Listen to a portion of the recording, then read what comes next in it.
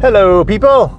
It is Wednesday, and is it really Wednesday or is it Tuesday? It's Tuesday. Jeez and Pete's. I'm losing my mind. So yeah, it is Tuesday, and I'm headed to the gym. Basically, audio for your short film. Audio for your short film is what we're talking about here. Real simple. So, yeah, I suggested earlier in an earlier video that use headphones like this. Sound like $1 million. You could hide it, tape it into a lapel right here, a little gaffer tape, a little black tape, hide it in here. It's going to sound 150 times better than your phone audio. Now, if you want to be fancy, you can get an extension cable and run it to the phone. You know. Now, if you get a wireless headset, you're doing good. Wireless would be the goal, because then you could run around, do whatever you need, and you'll have wireless transmission to the phone. That would be ideal. I might look into that. How to do a wireless setup. That would be really cool. Now that's with cell phone movies, of course. But you could actually use it as a recording device. But you gotta sync sound. You gotta have a clapboard, you gotta sync. Scene one, take one, clap. Or clap, scene one, take one. And then you gotta sync it. When I did my little movie, oh gosh, I gotta quit yawning on these things. When I did my little movie, the last one I did, Dragonfly, it had a Zoom recorder as an external sync with 2 wireless microphones going to it. Now here's the deal, okay? My little camera, my little T5, my little Rebel T5, should have got the T5i, but it didn't have another 150 bucks. It would have had a microphone in, and it would have had a flip out screen. 150 bucks. Save up and buy the T5i if you're gonna do it. I love the camera, it's fantastic. Life would be 150 times better with the T5i. So, yeah. Save up to 150 bucks more and buy it. Of course, it's getting a little antiquated now. There's better and better out now, but I don't know, T5's got a great price.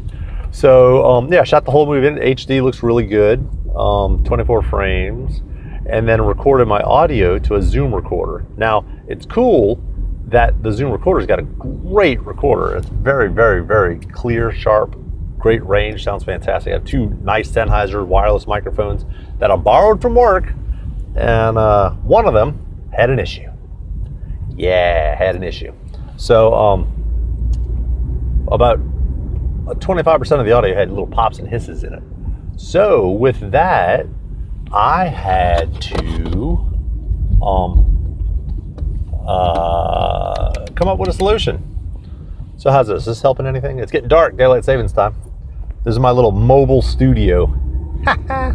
So yeah, audio. So get a microphone, run it to your camera, record right into the camera if you can. If you got to record out off camera, you're going to have to clapboard it. Now, this is obviously not for advanced filmmakers here. This is for the 15-year-old kid who hasn't made a movie yet and he wants better sound. You can do a whole movie like this, crash line right into your camera, sounds great. Use your camera, submit camera movies first. Makes life easier. You can run around, you can get used to motion in the camera.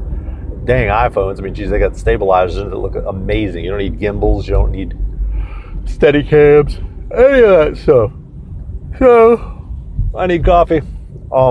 Yeah. So if you can,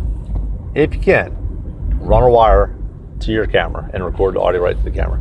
Clapboard, pain in the neck. So, yeah, so the problem I ran into was I had a man and a woman in the scene, and the man's audio had pops and hisses in it. I borrowed this $3,000 microphone from work, and it had issues, of course. So always test your gear. Always test your gear before you go to your shoot. Always test it. So wiggle it, jiggle it, do whatever it takes. Check the wires. Check your gear before you go to the shoot. And it was a good shoot. It was fun. My actors were right on. They nailed it, and it was a fun shoot. It's just the edit has been a pain in my butt because his sound is messed up. So I had to use her microphone sometimes. The camera mic is just a reference, okay? The camera mic sounds like tinny crap. It sounds just like this microphone on this phone here. It's just tinny crap. And it's just a reference point is all it is. It's a reference to edit to. It's all you're gonna do with the sound, okay? And then you'll have it on one timeline, then you bring in your sound, and you look for your clapboard marks, you look for your spikes, and then you sync them. Okay, and you gotta listen. It'll say take one. Oh my gosh, I'm so tired. It will say, scene one, take one, and you look for that on the sound waves. You listen for it. And if you find it, you sync it up on the clap spike on the timeline. This is not difficult, okay? Now, this is for someone who has never edited before. And yeah, it's pretty basic stuff. So you sync up your sound, then you join the layers. You merge the layers. Okay, you make it one layer. You got to delete the original sound, or you got to mute it. You could merge tracks, and you can mute the sound on the camera if you want in Premiere, whatever you want to do. But I just get rid of it because at some point I'm like, you know what? It's married to it. It's now the good sound. I don't want all this extra crap hanging around, so I just delete that audio layer, separate tracks, delete them, all that stuff. So that's what I do, and then you're good. Move on from clip to clip to clip, and that's where I am with my movie. I am still syncing sound, matching clips, and editing. So it's like half the battle is getting the dang sound on there. There's so many clips, and it's so time consuming, and every time you got to go back in the folder. We shot 3 days, so I got 3 days to sync up, and it's a lot of work. If I had just run this thing to the camera, life would have been so much better. So anyway, that's my suggestion today. Run it to the camera if you can. If not, have fun syncing sound. It's not easy. Got any questions or comments? Leave them below. How about a subscription and a like, please? So I know a soul is out there watching this. Just one person? Thanks, appreciate it. Bye.